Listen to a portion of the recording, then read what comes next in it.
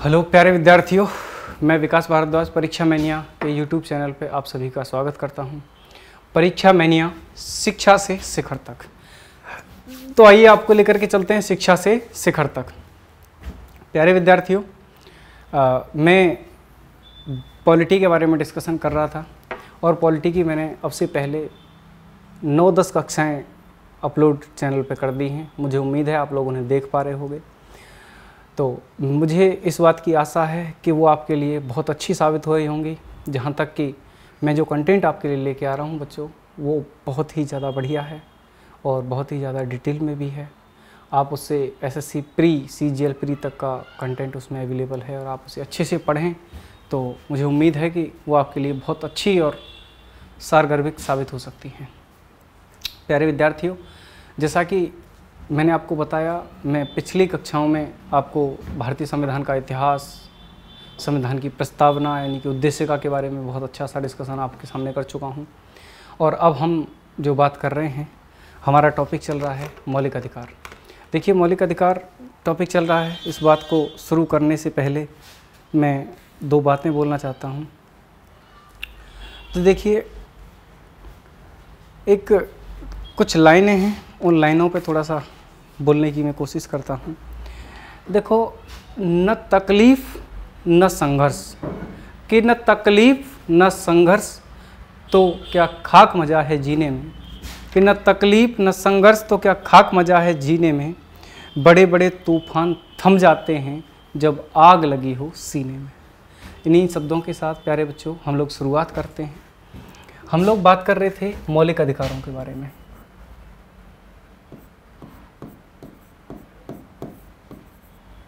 मौलिक अधिकार, तो मैंने आपको बताया था कि भाई मौलिक अधिकार क्या है। तो मैंने आपको बताया क्या में कि मौलिक अधिकार किसी व्यक्ति के वो अधिकार हैं या वे अधिकार हैं या वे भौतिक और नैतिक अधिकार हैं जिन्हें संविधान द्वारा, यानी भारत के संविधान द्वारा विशेष संरक्षण प्राप्त है, उन्हें हम मौलिक अधिकार कहते हैं। अच्छा प्यारे बच्चों, दूसरी बात मैंने आपको ये बताई कि ये कहाँ हैं। अगर हम बात करें ये कहाँ हैं, तो प्यारे बच्चों ये भारतीय संविधान के भाग 3 में और अनुच्छेद 12 से लेकर के 35 तक है।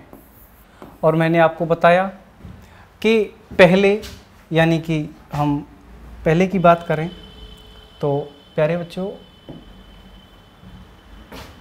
मूल संविधान में, मूल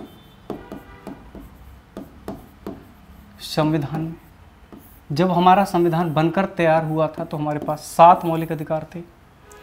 लेकिन मैंने आपको बताया कि 44वां संविधान संशोधन आया।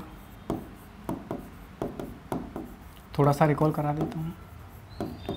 44वां संविधान संशोधन आया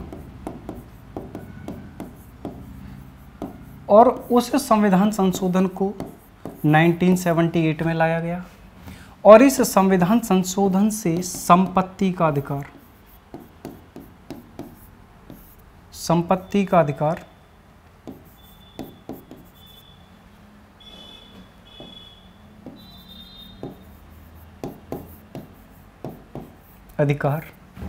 जो संविधान में 2 जगह वर्णित था, 19 के फर्स्ट के एफ में और प्यारे बच्चों आर्टिकल 31 में 2 जगह था, इसे हटाकर 300 के ए में डाल दिया गया प्यारे बच्चों और उसे कानूनी अधिकार बना दिया गया। तो इस प्रकार जो मौलिक अधिकारों की संख्या है वो 6 रह गई। तो अब वर्तमान संविधान में 6 मौलिक अधिकार हैं। लेकिन कुछ लोग आपसे पूछ लेंगे कि भाई अभी भी 7 मौलिक अधिकार हैं। मैं इस बात को कहना चाहूँ तो हाँ, अभी भी 7 मौलिक अधिकार हैं, क्योंकि अनुच्छेद 21 का ए, जिसमें आपको शिक्षा का अधिकार दिया गया, ये भी आपका एक मौलिक अधिकार है। तो इस प्रकार से दोबारा से 7 हो जाते हैं। हम इस बात पे भी डिस्कशन करेंगे और डीप डिस्कशन करेंगे। तो प्यारे विद्यार्थियों, मुझे उम्मीद है कि यहाँ तक आपकी समझ में बात आ गई होगी। आइए हम लोग डिस्कशन करते हैं, चलिएगा। तो प्यारे विद्यार्थियों, हम लोग बात कर रहे थे अनुच्छेद 15 के बारे में, और अनुच्छेद 15 में मैंने आपको बताया था कि राज्य का मतलब आपको बता दिया राज्य क्या है। तो आपने नहीं देखा है तो एक बार मेरी प्रीवियस क्लास आप देख लेंगे। आर्टिकल 12 में मैंने राज्य की परिभाषा दी है। तो प्यारे बच्चों, अगर मैं आपसे बात करूं कि अनुच्छेद 15 क्या कहता है, तो अनुच्छेद 15 ये बात कहता है कि राज्य किसी भी नागरिक के साथ धर्म, जाति, मूल, वंश, लिंग के आधार पर या जन्म स्थान के आधार पर भेदभाव नहीं करेगा। ये बात आर्टिकल 15 में लिखी गई। इसके बाद अब मैं इसमें एक और पॉइंट समझाना चाहूँगा, आर्टिकल 15 का 6। आर्टिकल 15 के 6 में हमें एक बात देखने को मिलती है, जिसमें हम लोग पढ़ते हैं EWS के लिए 10% आरक्षण, और ये 10% आरक्षण अधिकतम 10% है, अधिकतम 10% है।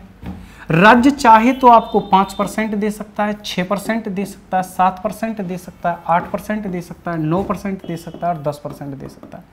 लेकिन प्यारे बच्चों, जरूरी नहीं है कि वो आपको 10% ही दे, क्योंकि लिखा गया है उस संविधान संशोधन में, जो आपका 103वां संविधान संशोधन है, उस संशोधन में लिखा गया है कि राज्य अधिकतम 10% आरक्षण देगा, या किसी भी शिक्षण संस्थान में, आर्टिकल 15 का 5, किसी भी शिक्षण संस्थान में अधिकतम 10% सीट आरक्षित की जा सकती है।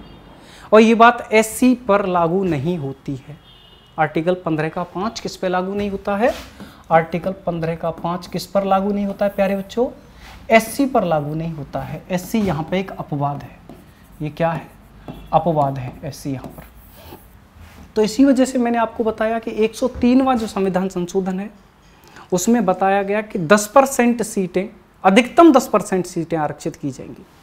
आइए इस बात को हम अच्छे से समझने की कोशिश करते हैं। किस तरीके से? तो प्यारे बच्चों, सबसे पहले हम लोग एक बात डिस्कशन करते हैं कि क्या 10% जो अधिकतम सीटें आरक्षित की गई हैं, ये मोदी सरकार पहली सरकार है जो आपके लिए ये आर्थिक रूप से जो पिछड़ा वर्ग है उसके लिए आरक्षण लेके आई?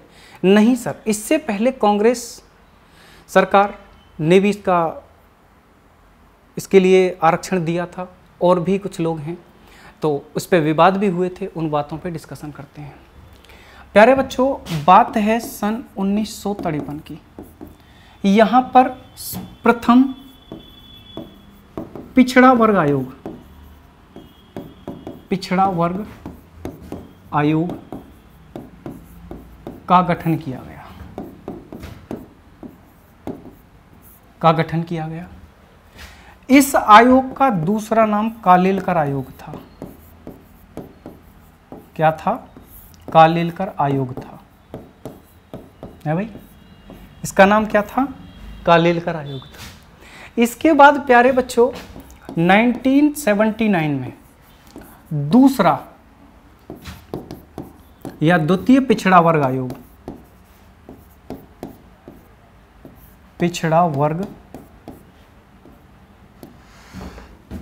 आयोग का गठन हुआ। आयोग का गठन किया, ठीक है। तो इसे मंडल आयोग कहा गया। क्या कहा गया? मंडल आयोग।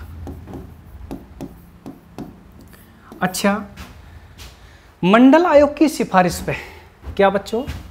मंडल आयोग की सिफारिश पे, इस बात को आप लिखते रहा करो मेरे साथ साथ। मंडल आयोग की सिफारिश पे, मंडल आयोग की सिफारिश पर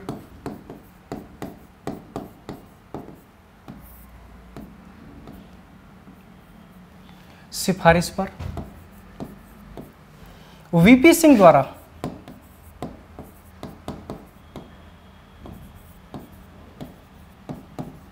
वीपी सिंह द्वारा 27% आरक्षण ओबीसी के लिए, अदर बैकवर्ड क्लास के लिए 27% आरक्षण दिया गया। ठीक है, कब 27% आरक्षण दिया गया? किसकी सिफारिश पे प्यारे बच्चों? मंडल आयोग की सिफारिश पे। ठीक है, मंडल आयोग की सिफारिश पे 27% आरक्षण दिया गया और ये दिया गया 1990 में। इस बात को याद रखेंगे, 1990 में मंडल आयोग की सिफारिश पर वीपी सिंह द्वारा 27% आरक्षण ओबीसी के लिए दिया गया। तो प्यारे बच्चों क्या है कि ओबीसी को आरक्षण मिल गया, तो वीपी सिंह सरकार ने सोचा कि भाई अब हमारे पक्ष में लोग बहुमत डालेंगे। लेकिन हुआ क्या, कुछ तख्ता पलट हुआ। तख्ता पलट आप जानते हो, आज की राजनीति तो ऐसी है कि कोई भी कुछ भी झुंझुना पकड़ाता है, जनता लोग क्या है उसके पक्ष में चले जाते हैं। तो प्यारे बच्चों इस बात पे आप स्क्रीनशॉट ले लेंगे इसका, थोड़ा सा मैं फिर डिस्कशन करता हूँ। तो प्यारे विद्यार्थियों, आपने डिस्कशन इसका स्क्रीनशॉट ले लिया होगा। आइए हम लोग डिस्कशन करते हैं। तो प्यारे विद्यार्थियों हुआ क्या कि फिर भी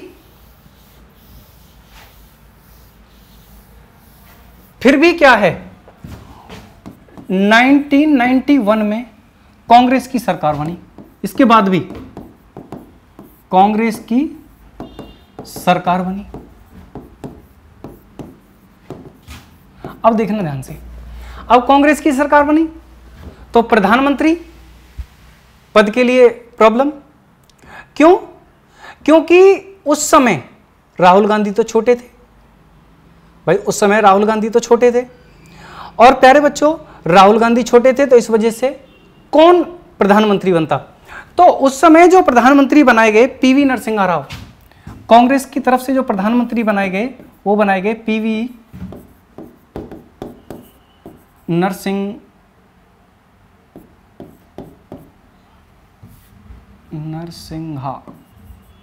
राव। पीवी नरसिम्हा राव उस समय प्रधानमंत्री बनाए गए राहुल गांधी के न होने की वजह से। क्योंकि आपको इस बात का पता है कि कांग्रेस में क्या है, कांग्रेस में तो उनके ही लोग प्रधानमंत्री बन सकते हैं। अब राहुल गांधी जी हैं तो राहुल गांधी क्या हैं, प्रधानमंत्री बनने के दावेदार हैं। यदि कल को कांग्रेस की सरकार आती है तो प्रधानमंत्री कौन बनेगा? राहुल गांधी बनेंगे। क्योंकि प्यारे बच्चों बस इतना ही कहना चाहेंगे, तो इस वजह से पीवी नरसिम्हा राव क्या बने, उस समय के प्रधानमंत्री बने। और पीवी नरसिम्हा राव की सरकार ने आर्थिक रूप से कमजोर, आर्थिक रूप से पिछड़े वर्गों के लिए, यानी कि उस समय इसका नाम हुआ करता था ईवीसी, यानी आर्थिक रूप से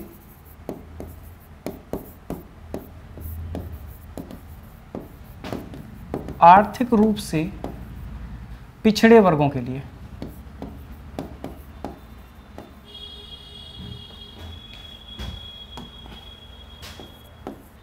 पिछड़े वर्गों के लिए 10% आरक्षण दिया।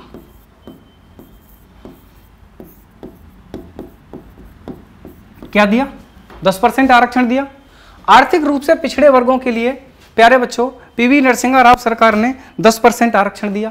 जब पीवी नरसिम्हा राव ने 10% आरक्षण दिया तो प्यारे बच्चों हमारे पास कुछ आरक्षण पहले से मौजूद थे भाई। 10% आरक्षण इन्होंने दे दिया क्योंकि 27% पीछे मिल चुका था मंडल आयोग की सिफारिश पे। अब 10% आरक्षण ईवीसी के लिए इन्होंने क्या दे दिया? आरक्षण दे दिया। अब बच्चों हुआ क्या कि आपको पता है एससी को पहले से 15% आरक्षण था। एससी को पहले से 15% आरक्षण था, ठीक है। और एसटी समुदाय है उसको भी पहले से आरक्षण था 7.5%। और उसके बाद में ओबीसी को मिला 27%। और फिर एक और नया आरक्षण आया, इसमें आया ईवीसी, और ईवीसी को मिला 10% आरक्षण। कितना आरक्षण मिला सर? 10% आरक्षण मिला जी, 27% आरक्षण मिला। और इसको कितना मिला? 10% आरक्षण मिला। और आरक्षण हो गया 59.5%। आरक्षण कितना हो गया? 5%, जबकि प्यारे बच्चों आरक्षण जो कि सामान्य तरीके से सरकार केवल 50%, अधिकतम 50% सीटें आरक्षित कर सकती है। जब अधिकतम 50% सीटें आरक्षित कर सकती है सरकार, लेकिन यहां आरक्षण कितना हो गया 59.5%, तो यहां लिखेंगे जो कि सामान्य से अधिक हो गया।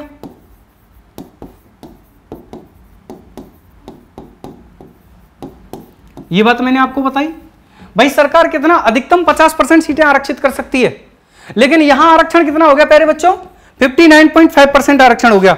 59.5% आरक्षण हो गया तो प्यारे बच्चों इसमें क्या है कि इसके बाद एक केस निकल के आया जिसका नाम है इंदिरा साहनी केस। इसके बाद एक केस निकल के आया, एक महिला थी, देखो आज आप पढ़े लिखे हैं तो आप केस डाल सकते हैं, स्वतंत्र हैं भाई, आप भारत के नागरिक हैं, आप भारत के नागरिक हैं, यदि आपको जानकारी है, आप पढ़े लिखे हैं, तो आप क्या है कोर्ट में जा सकते हैं कि ऐसा क्यों हो रहा है, आप उसके विपक्ष में जा सकते हैं। तो उस समय की एक महिला थी इंदिरा साहनी, उस समय की एक महिला थी इंदिरा साहनी केस। उन्होंने केस दायर किया, उन्होंने एक केस डाला 1992 में, और 1992 में एक केस डाला और उन्होंने आरक्षण को चुनौती दी। इसमें क्या हुआ, उन्होंने आरक्षण को चुनौती दी, उन्होंने आरक्षण को चुनौती दी। अब उन्होंने जब आरक्षण को चुनौती दी तो सुप्रीम कोर्ट ने अपना निर्णय सुनाया, सुप्रीम कोर्ट ने अपना निर्णय सुनाया। इसे मंडल केस भी कहा जाता है, इंदिरा साहनी केस का ये दूसरा नाम आपसे पूछ लिया जाए तो इसे मंडल केस कहा जाता है। इसे क्या कहा जाता है, इसे मंडल केस भी कहा जाता है प्यारे बच्चों। तो देखिए इंदिरा साहनी केस ने क्या किया, इंदिरा साहनी केस ने आरक्षण को चुनौती दी, और आरक्षण को जब चुनौती दी तो यहां पर सुप्रीम कोर्ट का निर्णय आरक्षण की व्यवस्था को संविधान में वर्णित अवसर की समानता के विरोधी नहीं बताया गया। मतलब सुप्रीम कोर्ट ने कहा कि जो आरक्षण की व्यवस्था है, जब उन्होंने आरक्षण को चुनौती दी और बताया कि आरक्षण की जो व्यवस्था है वो संविधान में वर्णित अधिकारों या वर्णित समानता की विरोधी है। तो देखिए इस बात को सुप्रीम कोर्ट ने कहा, सर्वोच्च न्यायालय ने इस केस में, सर्वोच्च न्यायालय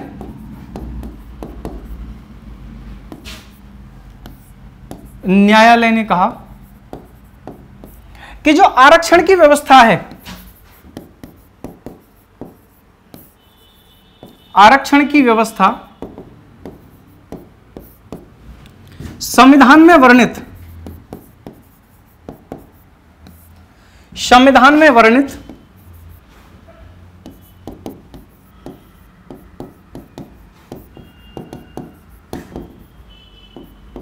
समानता के अधिकार की विरोधी नहीं है,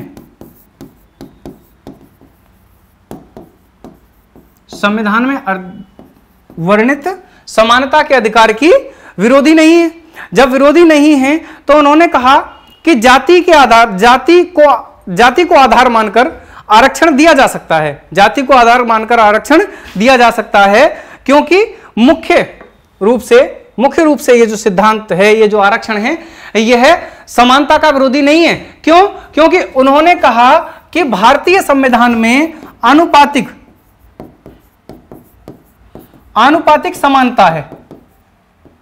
उन्होंने कहा कि भारतीय संविधान में आनुपातिक समानता है,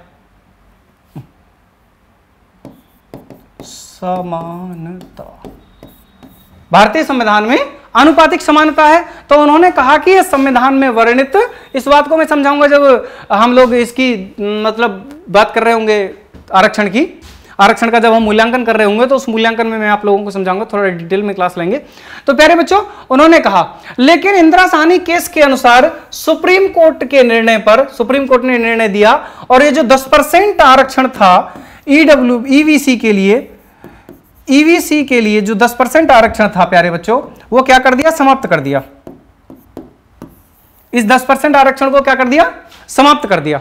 ठीक है, अब इस 10% आरक्षण को समाप्त कर दिया, तो आइए डिस्कशन करते हैं थोड़ा सा आगे चल के।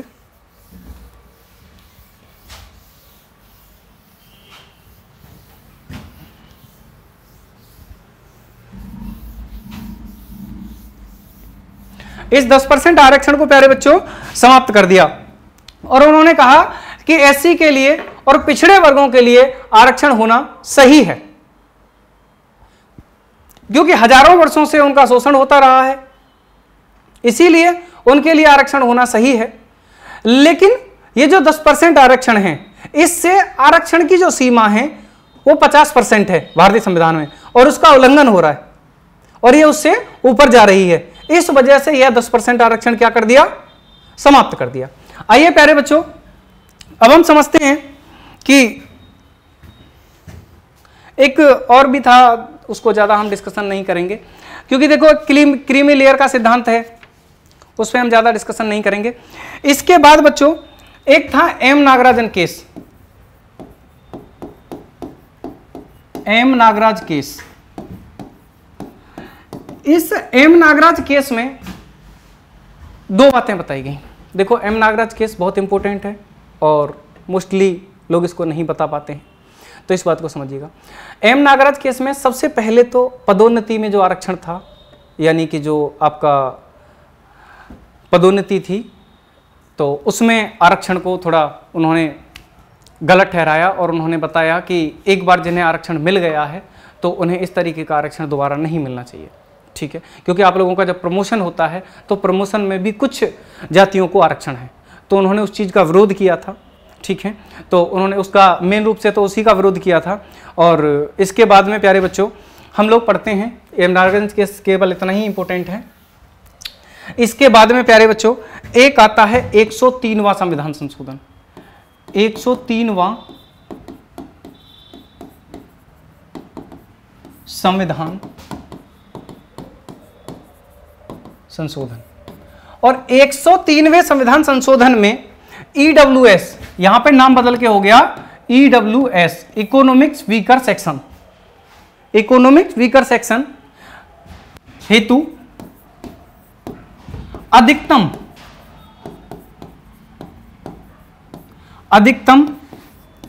10% आरक्षण, अधिकतम 10% आरक्षण का प्रावधान किया गया। और फिर प्यारे बच्चों जब ये 10% आरक्षण हो गया तो फिर से आरक्षण कितना हो गया टोटल, फिर से कुल आरक्षण कितना हो गया 59.5%। भाई 50 फिर से क्या हो गया 59.5% हो गया। अब प्यारे बच्चों दोबारा से इंदिरा साहनी केस द्वारा इस पर सुप्रीम कोर्ट में याचिका दायर की गई है, जिसकी अभी कोई सुनवाई नहीं की गई है। आगे हो सकता है कि सरकार इसको समाप्त करे या सरकार इसको लागू रखे। इसके लिए सुप्रीम कोर्ट का क्या निर्णय आता है, तब तक हम और आप इस बात का इंतजार करते हैं और देखते रहिएगा परीक्षा मैनिया शिक्षा से शिखर तक। यहां पे उस चीज का अपडेट अवश्य आपको मिलेगा प्यारे विद्यार्थियों। तो अब हम लोग इस बात को, ये बात मैंने आपको बता दी। और प्यारे बच्चों इसके तहत, इसके थ्रू भारतीय संविधान में दो आर्टिकल जोड़े गए, आर्टिकल 15 का 6 और आर्टिकल 16 का 6। ये दो आर्टिकल जोड़े गए। 15 के 6 में यह कहा गया कि 15 के 6 में इतना कहा गया कि शिक्षण संस्थाएं ईडब्ल्यूएस के लिए अधिकतम 10% सीटें आरक्षित कर सकती हैं। आपकी जोर जबरदस्ती नहीं है कि आप ये कहो नहीं जी आपको करना ही है, ये आपकी कोई भी जोर जबरदस्ती नहीं है। यदि राज्य सरकार चाहे तो कर सकती है या संस्थाएं चाहें तो कर सकती हैं, और यदि नहीं चाहें तो नहीं कर सकती हैं। और यदि वो चाहें तो 5% कर सकती हैं और यदि वो चाहें तो 10% कर सकती हैं। आप इस बात के लिए जोर नहीं दे सकते हो कि नहीं जी हमें तो 103वें संविधान संशोधन से 10% आरक्षण प्राप्त है, वहां पे लिखा हुआ है अधिकतम 10% आरक्षण होगा प्यारे बच्चों। कितना होगा? अधिकतम 10% आरक्षण होगा। आइए अब हम लोग आगे डिस्कशन करने की कोशिश करते हैं। इतना मुझे लग रहा है आपकी समझ में आ गया होगा। 16 में क्या है? 16 में यह है कि राज्य के अधीन नियोजन में, 16 में है राज्य के अधीन नियोजन।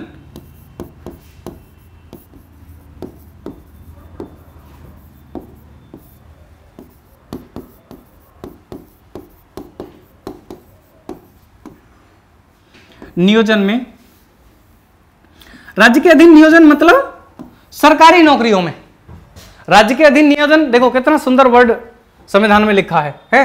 राज्य के अधीन नियोजन में अधिकतम 10%। कितना? अधिकतम 10%। अधिकतम 10%, अधिकतम 10% ईडब्ल्यूएस के लिए सीटें आरक्षित की जा सकती हैं, की जा सकती हैं। कंफर्म नहीं है कि हम करेंगे ही इस बात को। आइए छोटा सा एक नजर इस बात पे डाल लेते हैं कि आखिर ईडब्ल्यूएस क्या है। एक छोटी सी नजर डाल लेते हैं कि आखिर ईडब्ल्यूएस क्या है। प्यारे बच्चों सुनिएगा ध्यान से और मेरे साथ लिखिएगा कि ईडब्ल्यूएस की सीमाएं क्या क्या हैं, कौन लोग ईडब्ल्यूएस के दायरे में आएंगे। तो यहां पे लिखेंगे कौन है ईडब्ल्यूएस। ठीक है सर, कौन है ईडब्ल्यूएस। पहला नंबर परिवार की आय, परिवार की आय, परिवार की आय 8 लाख या उससे अधिक ना हो, उससे अधिक ना हो। यानी कि एक ऐसा परिवार, परिवार में कौन कौन आएंगे सर? आइए परिवार के बारे में डिस्कशन कर लेते हैं। परिवार, परिवार में जिस व्यक्ति की बात कर रहे हैं वो व्यक्ति होगा, माता पिता हो सकते हैं, पति पत्नी हो सकते हैं, ठीक है, बच्चे, ठीक है। ये सारे लोग परिवार कहलाएंगे। ये सारे लोग क्या कहलाएंगे? परिवार कहलाएंगे। वह स्वयं होगा, स्वयं मतलब जो व्यक्ति दायर कर रहा है वो व्यक्ति है, मैंने तो लिखा है वो व्यक्ति है, माता पिता, पति पत्नी और बच्चे, ये परिवार होगा। और इस परिवार की आय 8 लाख या उससे अधिक ना हो, ठीक है। दूसरी शर्त क्या है ईडब्ल्यूएस के लिए कि 1000 वर्ग फीट, 1000 वर्ग फीट से अधिक, 1000 वर्ग फीट या इससे अधिक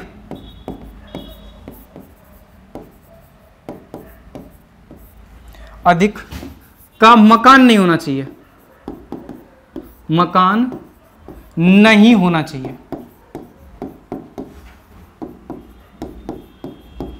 यदि ऐसा है तो वो ईडब्ल्यूएस के दायरे में नहीं आएगा। 3 नंबर प्यारे बच्चों, 5 एकड़ या उससे अधिक, अधिक कृषि योग्य भूमि ना हो, भूमि ना हो, वो ईडब्ल्यूएस के दायरे में आएगा।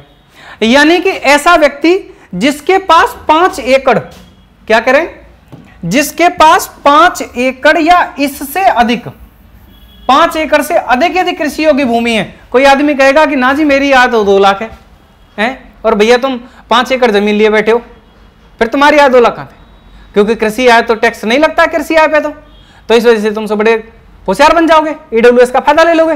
तो गवर्नमेंट ने क्या कहा कि जिन लोगों के पास 5 एकड़ या उससे अधिक कृषि योग्य भूमि है तो वो ईडब्ल्यूएस के दायरे में नहीं आएंगे।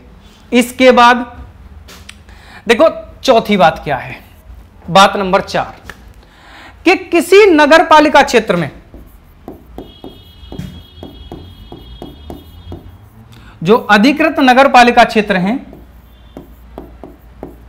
नगर पालिका क्षेत्र में 100 वर्ग गज का मकान ना हो, मकान ना हो, या फिर ग्रामीण क्षेत्र में, या फिर ग्रामीण क्षेत्र में 200 वर्ग गज या उससे अधिक का मकान ना हो। ये सारे क्राइटेरिया तैयार किए गए किसके लिए प्यारे बच्चों? ईडब्ल्यूएस के लिए, इकोनॉमिक वीकर सेक्शन के लिए। ठीक है, इकोनॉमिक वीकर सेक्शन के लिए दोबारा से रिपीट कर देते हैं हम अपनी बात को कि परिवार की आय 8 लाख या इससे अधिक ना हो। परिवार की जो इनकम है वो 8 लाख या इससे अधिक ना हो। यदि परिवार की इनकम 8 लाख या इससे अधिक है तो वो ईडब्ल्यूएस के दायरे में नहीं आएगा।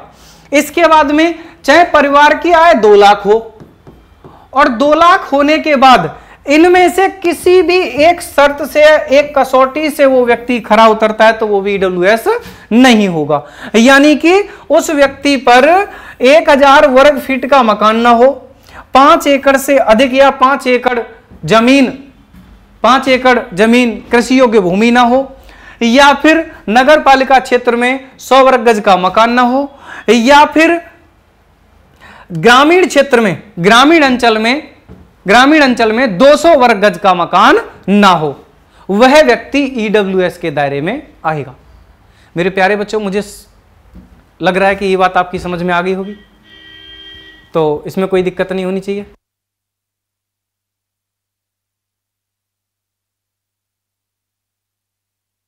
तो प्यारे विद्यार्थियों, अपनी बात को हम लोग कंटिन्यू करते हैं।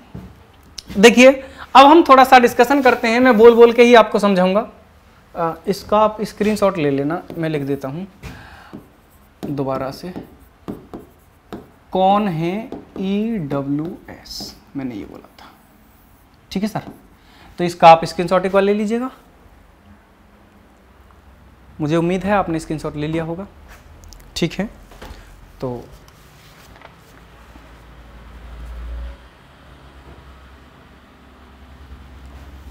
आओ डिस्कशन करते हैं नेक्स्ट पॉइंट का। आइए प्यारे बच्चों, हम लोग अगला डिस्कशन करते हैं। देखिए, आरक्षण का मूल्यांकन यदि आपसे किया जाए कि आरक्षण सही है या गलत है, तो आपको कभी अपने पक्ष में नहीं बताना है कि मेरे अनुसार आरक्षण सही है, मेरे अनुसार आरक्षण गलत है। बस अपना मत प्रस्तुत करना है, और वो भी ये बताना है कि आलोचकों के अनुसार। तो ये बताइएगा कि आलोचक आरक्षण का जो है विपक्ष में बयान देते हैं या पक्ष में बयान देते हैं। जैसे कि कुछ लोगों ने कहा है कि आरक्षण गलत है क्योंकि इससे जो शिक्षा है, शिक्षा का आधार नीचे गिरता है, और जो प्रशासनिक सेवाएं हैं उनमें उनकी क्वालिटी यानी कि उनकी जो उत्तमता है उसमें थोड़ी कमी आती है। तो इस बात का कुछ लोगों द्वारा विपक्ष में भी तर्क दिया गया। जैसे कि प्यारे बच्चों, उन्होंने ये कहा कि आरक्षण सही है अपनी जगह, क्योंकि कुछ एससी और एसटी समुदाय के कुछ लोग ऐसे हैं जिनका हजारों वर्षों से शोषण हो रहा है या हजारों वर्षों से उनके साथ अच्छा व्यवहार नहीं किया जा रहा है जाति के आधार पर, तो उनके लिए आरक्षण, उन्हें बराबर में लाने के लिए आरक्षण सही है। क्योंकि अगर आरक्षण से शिक्षा या फिर हमारी प्रशासनिक सेवाओं की गुणवत्ता में कोई प्रभाव नहीं देखने को मिलता है, क्योंकि इसका मुख्य कारण है कि चयन के बाद सभी या अधिकांश, सभी नहीं कह सकते, अधिकांश जो हमारी सेवाएं हैं, मतलब जो गवर्नमेंट सेवाएं हैं, उनमें प्रशिक्षण यानी तुम्हें ट्रेनिंग दी जाती है, ट्रेनिंग की सुविधा उपलब्ध है, तो वह वहां पे ट्रेनिंग सभी को दी जाती है, तो ट्रेनिंग से सारी चीजें कवर हो जाती हैं प्यारे बच्चों। इसके बाद एक बात भी कही गई कि आरक्षण से समानता को हानि होती है, या भारतीय संविधान के जो समानता का अधिकार है उसे आरक्षण चुनौती देता है। तो प्यारे बच्चों, उसमें यह है कि उसका भी तोड़ लोगों ने दिया। उसका तोड़ क्या दिया? तो उसका तोड़ यह दिया प्यारे बच्चों कि मतलब आरक्षण से समानता, भारतीय संविधान में दी गई समानता प्रभावित नहीं होती है। क्यों? क्योंकि भारतीय संविधान आनुपातिक समानता को मानता है। आइए मैं बार बार एक बार शब्द बोलता हूं, आनुपातिक समानता। इस आनुपातिक समानता को मैं समझा देता हूं। आनुपातिक समानता। अच्छा सर, आनुपातिक समानता क्या है? मान के चलिए मेरे पास 100 रुपए हैं, ठीक है, और मेरे पास 4 व्यक्ति हैं। ये लो, मेरे पास 5 व्यक्ति हैं और मेरे पास 100 रुपए हैं, ठीक है, और एक व्यक्ति है जैकेट वाकेट पहन के घूम रहा है, बेल बॉटम पहन के घूम रहा है बढ़िया तरीके से। क्या मैं इन 5 व्यक्तियों को 20 रुपए दूं और मैं उस व्यक्ति जो बेल बॉटम पहन के घूम रहा है उसे 20 रुपए दूं? और एक व्यक्ति ऐसा है कि बिल्कुल अभी गिरने वाला है, बिल्कुल भूखा है, उसने 3 दिन से कुछ नहीं खाया है। तो मेरा काम क्या बनता है कि जो व्यक्ति बिल्कुल अभी गिरने वाला है, जिसने 3 दिन से कुछ नहीं खाया है, उसे 50 रुपए दिए जाने चाहिए। उसे कितने रुपए दिए जाने चाहिए?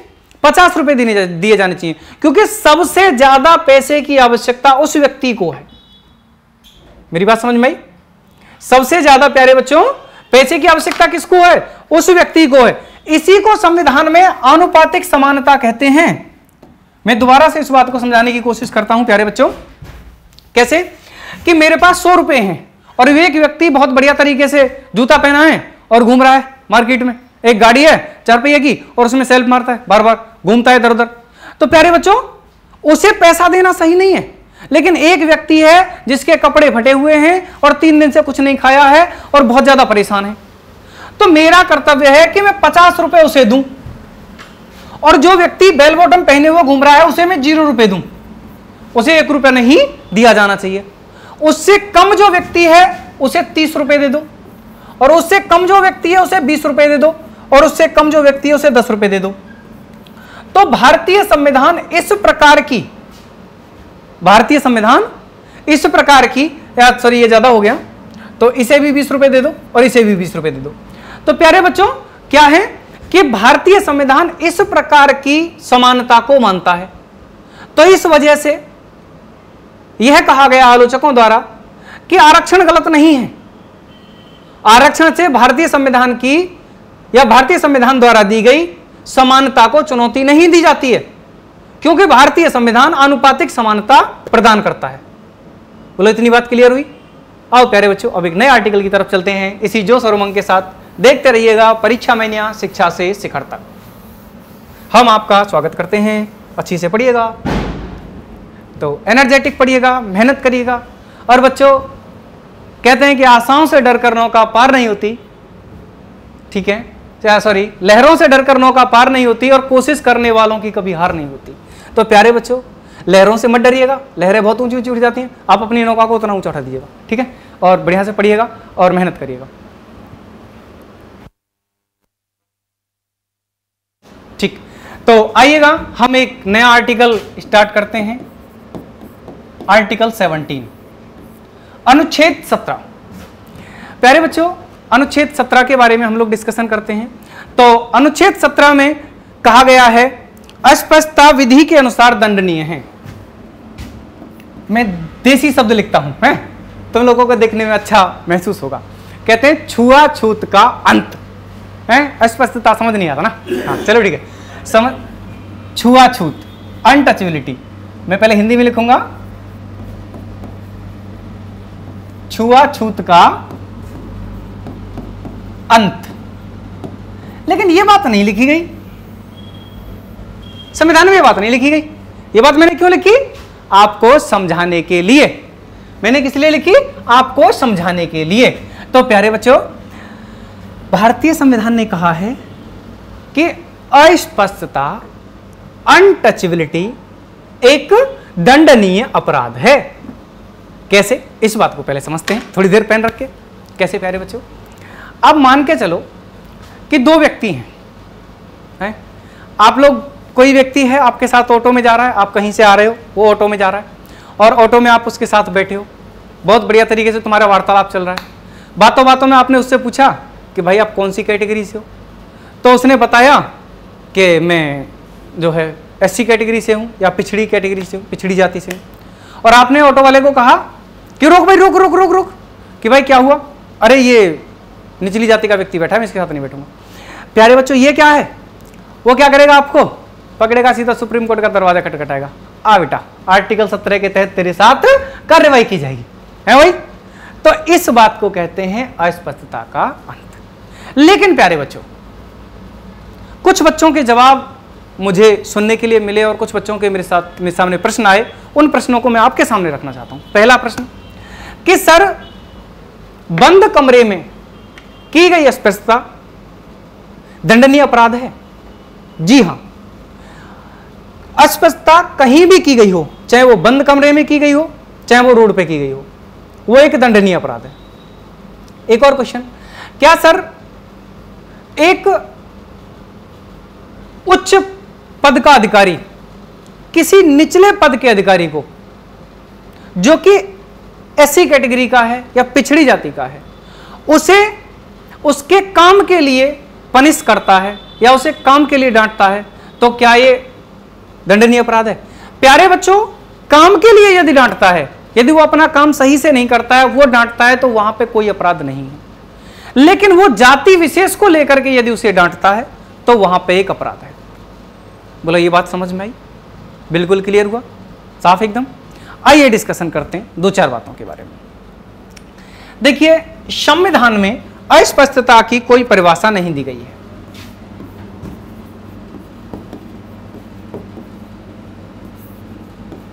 अस्पष्टता की कोई परिभाषा नहीं दी गई है। अस्पष्टता की कोई परिभाषा नहीं दी गई है, क्यों? और इसकी परिभाषा कहां से मिलती है? सबसे इंपॉर्टेंट बात, इसकी परिभाषा कहां से मिलती है?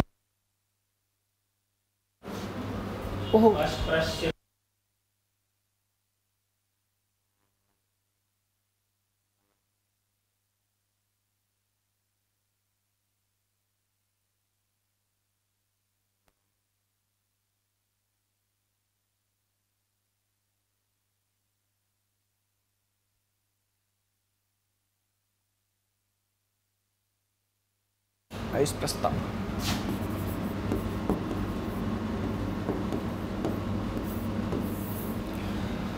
ठीक है। अस्पष्टता, ये थोड़ा शब्द बोलने में भी ऐसा ही है और लिखने में भी ऐसा ही है, थोड़ा ध्यान देना। अस्पष्टता की परिभाषा, थोड़ा ध्यान देना बच्चों, ये शब्द थोड़ा सही से बोलने में थोड़ा सा झिझक होती है, तो ध्यान देंगे। अस्पष्टता की जो परिभाषा है वो भारतीय संविधान में नहीं दी गई है। भारतीय संविधान में नहीं दी गई है अस्पष्टता की परिभाषा, जबकि भारतीय संविधान में कानून, भारतीय संविधान में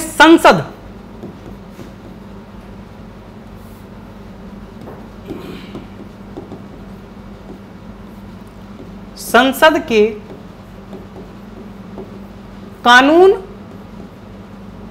तथा सर्वोच्च न्यायालय द्वारा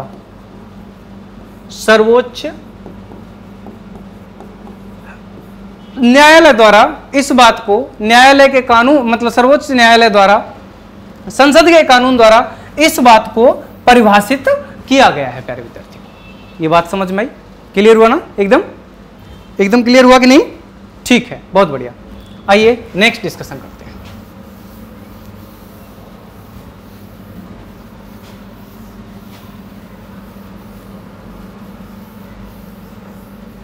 चलिए बच्चों, अगला जो हम डिस्कशन करते हैं वो डिस्कशन करते हैं अस्पष्टता का अर्थ। मैं तुम्हें बता देता हूं, अस्पष्टता के कुछ महत्वपूर्ण बिंदु हैं जिनके आधार पर अस्पष्टता की परिभाषा दी गई है।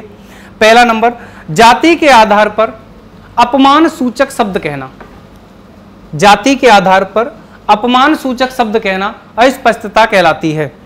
और जाति के आधार पर संपर्क रखने से मनाही करना अस्पष्टता कहलाती है। सार्वजनिक स्थानों पर, चाहे वो होटल हो, मंदिर हो, मस्जिद हो, ठीक है, या फिर कोई चौपाल जैसे गांव में बना के रखते हैं, वहां पे किसी व्यक्ति को बैठने से मना करना अस्पष्टता कहलाती है। अनटचेबिलिटी, ठीक है जी। इंग्लिश का वर्ड थोड़ा सा याद रखो, ये हिंदी का वर्ड थोड़ा सा बोलने में भी और थोड़ा, ठीक है, छुआछूत याद रखो, या फिर ये अस्पष्टता बार बार बोलना, थोड़े मुझे भी बोलने में थोड़ा अस्पष्टता होता है या अस्पष्टता होता है, प्लीज बच्चों इसको एक बार देख लेना, ठीक है।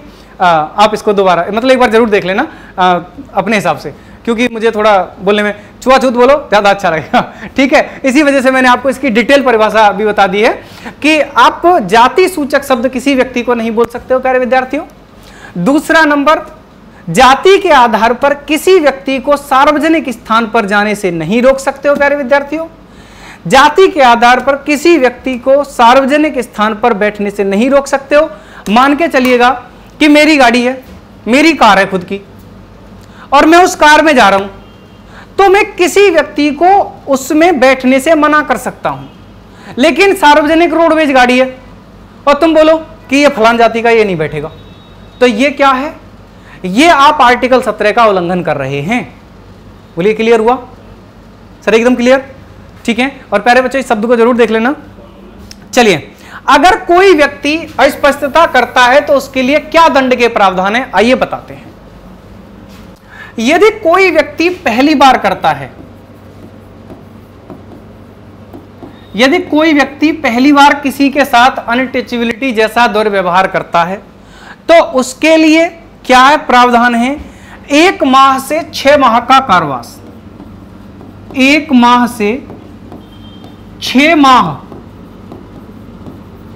तक का कारावास, 1 माह से 6 माह तक का कारावास, या फिर 100 रुपए से, रकम बहुत छोटी है ज्यादा देखना, 100 रुपए से 500 रुपए तक जुर्माना।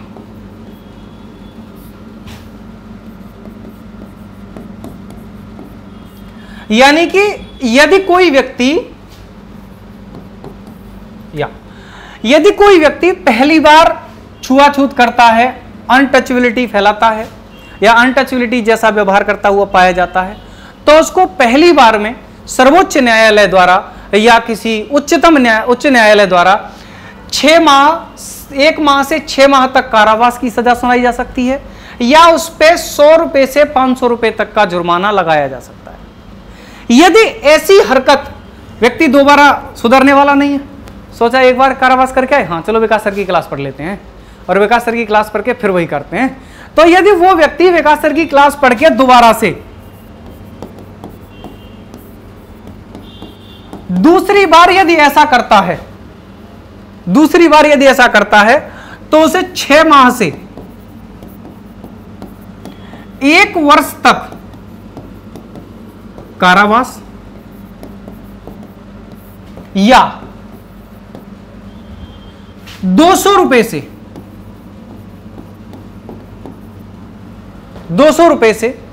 1000 रुपए तक जुर्माना। इस जुर्माने की राशि को प्यारे बच्चों बदलता रहता है, थोड़ा इसको देख लेना। 1000 रुपए तक का जुर्माना, ठीक है। यहां 500 भी दे सकता है, आप एक बार इसको देख लेना, यहां 500 भी जुर्माना लग सकता है। नेक्स्ट प्यारे बच्चों, अब क्या है कि व्यक्ति बहुत ही ज्यादा बेकार है और बहुत नालायक किस्म का है, सुधरने वाला है ही नहीं, वो क्लास भी देख के चला गया, उसने फिर भी दूसरी बार वही किया है।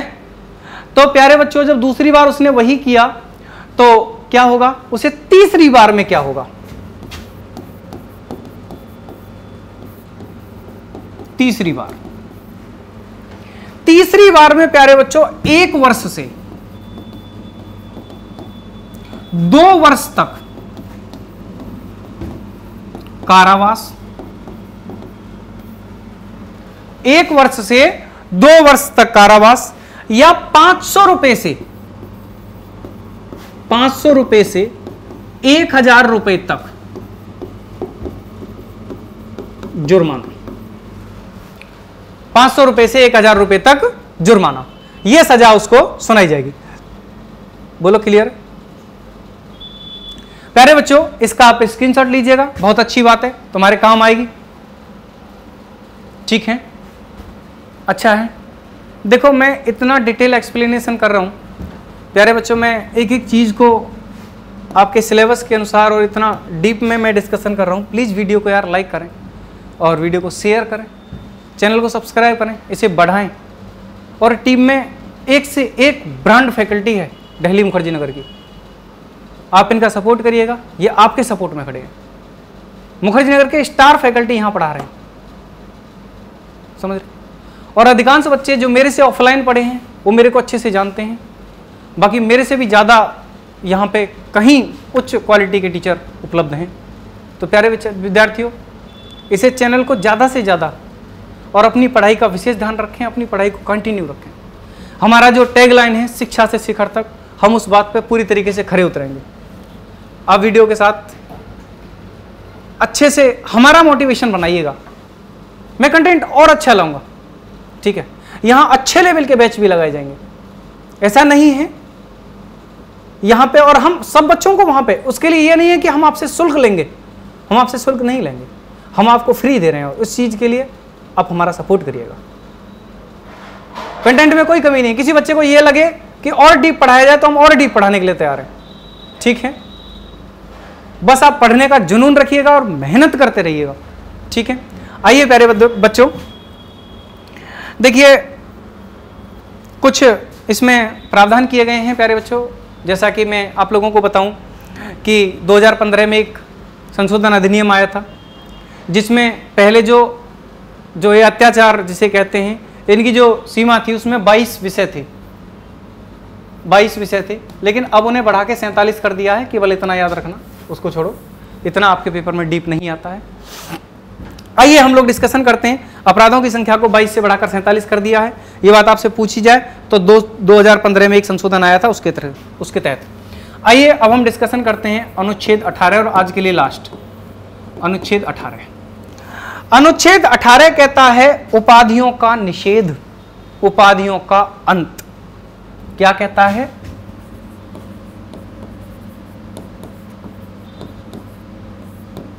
उपाधियों का अंत, उपाधियों का अंत। यानी कहा गया कि राज्य किसी व्यक्ति को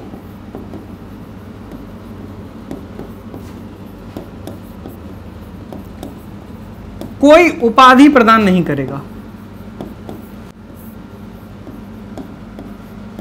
प्रदान नहीं करेगा।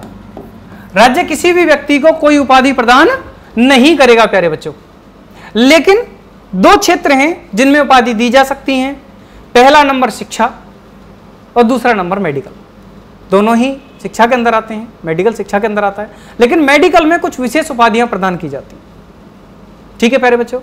और अगर शिक्षा के सिंपल तरीके से हम बात करें तो आप जब पीएचडी करते हो तो उसमें आपको डॉक्टर की उपाधि दी जाती है, ठीक है।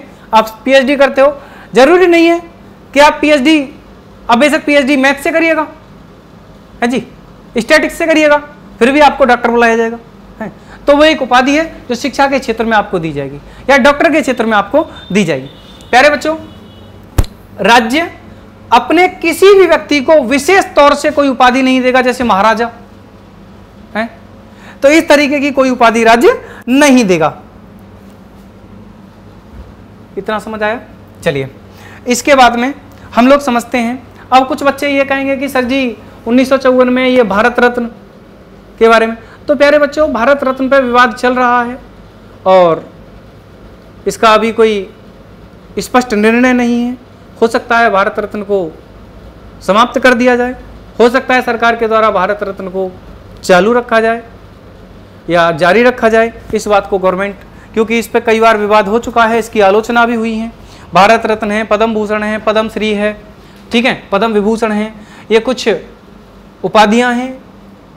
तो प्यारे बच्चों कुछ लोग ऐसा भी है, देखिए मैं अपना मत प्रस्तुत करता हूं यहाँ पे, कि कुछ बातें ऐसी भी हैं कि हम इन्हें पुरस्कार यानी कि सम्मान कह सकते हैं। जैसा कि संविधान संशोधन आया था तो उसमें ये कहा गया था 1978 में, ये कहा गया था कि जो है ये जो पुरस्कार हैं ये सम्मान है व्यक्ति के लिए, ये कोई उपाधि नहीं है।